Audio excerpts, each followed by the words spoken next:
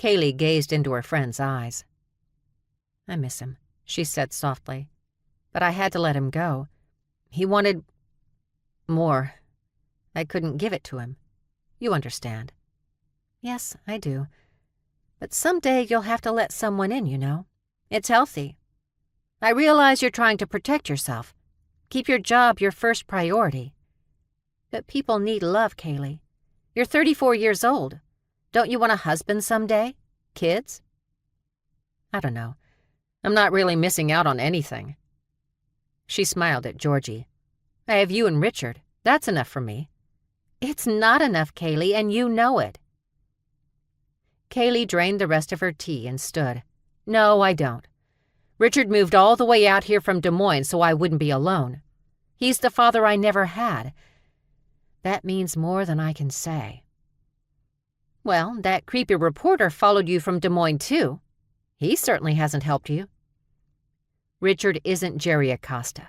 You know better than that." Dr. Richard Barton was a longtime friend of the family. He and his wife Bella had been close to Kaely's mother and father. When her father was exposed as the Raggedy Man, it had devastated them, especially since Richard was a family therapist. He blamed himself for not seeing past the mask her father wore. After Bella died, Richard followed Kaely to Virginia so she would have someone to support her. Then after she had to transfer to St. Louis, he moved again. He and Georgie were the only people Kaely completely trusted. Whenever she needed a compassionate ear or an encouraging word, Richard was there for her. She truly didn't know what she'd do without him. And Georgie was her sounding board for things she couldn't even tell Richard. "I love Richard too, but he's almost 60. Not really your type." Georgie laughed. "You've never been in love, sweetie. Wouldn't you like to find out what that's like?" "Not every woman needs a man to feel whole, Georgie." Kaely pointed at the door.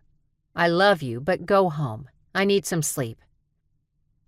Although Georgie always left when Kaely was ready to be alone, for some reason she didn't budge. "What's wrong?" Kaely asked.